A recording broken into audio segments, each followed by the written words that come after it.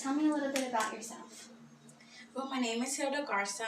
I am 23 years old, and I work at a Ford Freight company, and I like to play.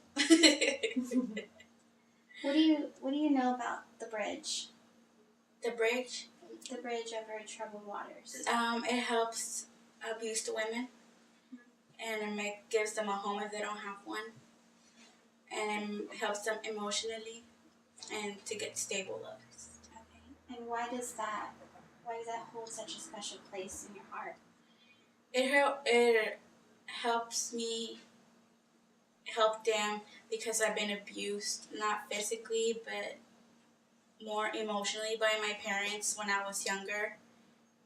It all started when I was probably in middle school. My parents would both tell me things like I was never good enough, or I was fat and ugly, and I would never be anybody in this life.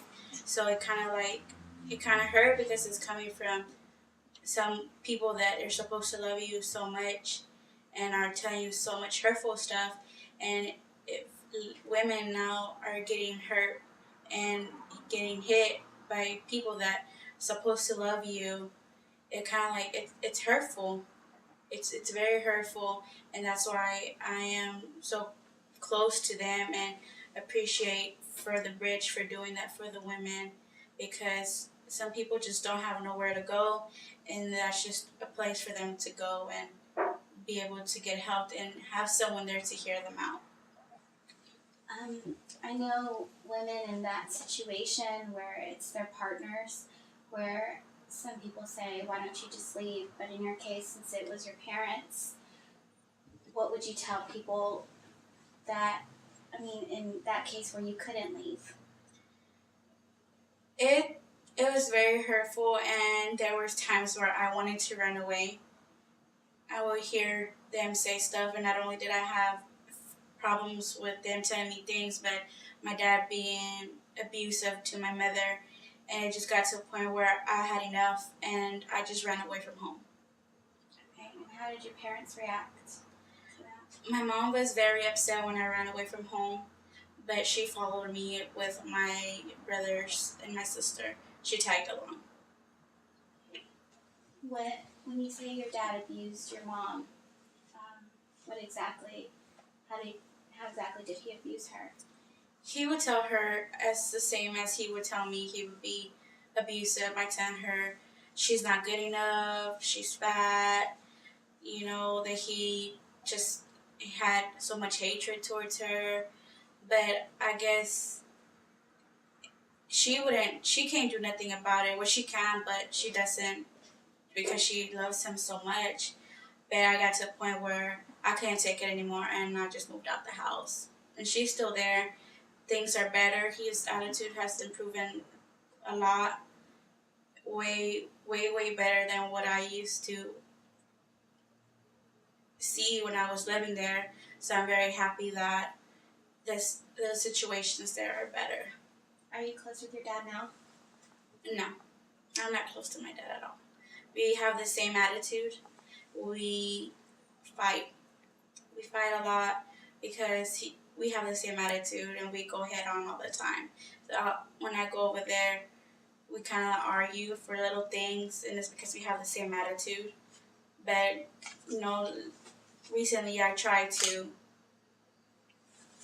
make ends with him so we could be a happy family, and I could be with him and be his little girl like I used to be one time. Do you forgive your dad for all the hurtful things that he said? Yeah, I forgive him. I mean, it's like they say, you forgive, but you don't forget. And it's something that I haven't forgotten. And all those words and stuff he used to tell me when I was growing up, it still stays with me. Sometimes I feel like if I fail at something, it's like, oh, I'm not good enough, because the people that I love the most would tell me, no, you're not good enough, or you're not pretty enough, or you're fat enough.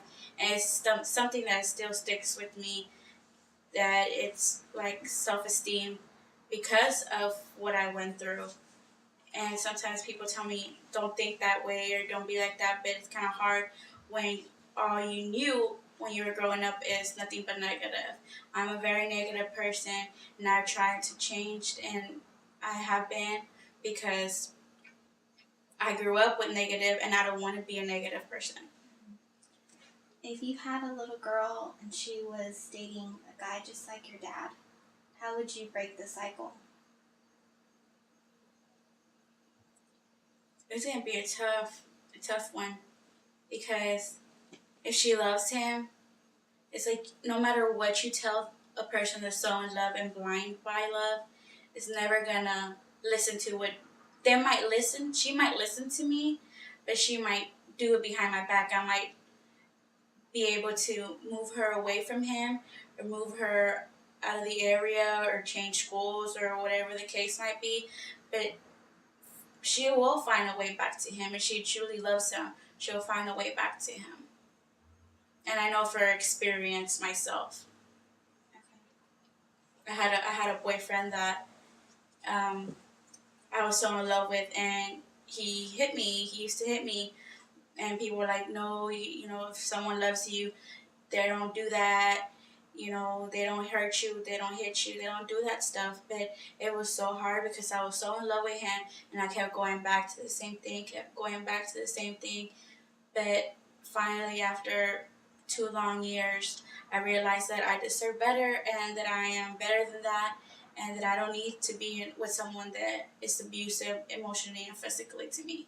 Why didn't you leave after the first hit? Because I thought that he wouldn't do it again. I was like, no, it's just, he was mad.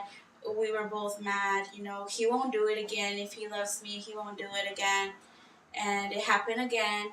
And I'm like, okay, it's the second time. It's not going to happen again. It's not going to happen again. And it was only 2 times that he hit me. But after that, he would be more like, what do you say, emotionally abusive. He would say stuff to me. The way he would act and treat me was very hurtful. Do you feel like emotional abuse is just as bad as physical abuse?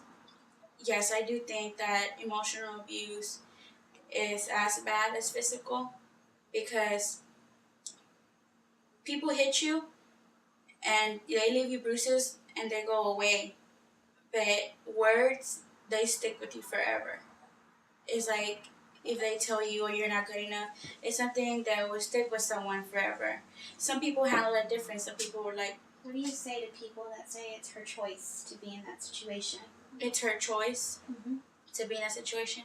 Well, it is her choice, but it's difficult. It's very difficult. You could just get up and leave, but it's so hard, because at the same time, you're hurting outside, not being with that person, but then you're with that person inside, and it hurts too. So yeah, people got choices, but it's very difficult to leave until the person's like, okay, that's it, I'm done. Like, I can't handle it anymore. Just like my situation with my family and with my ex-boyfriend. I had the choice. I finally got the choice, and I finally had enough. And I'm like, I'm done. I can't handle this. I deserve better. I need to be happy. I need to do something for me, not for them.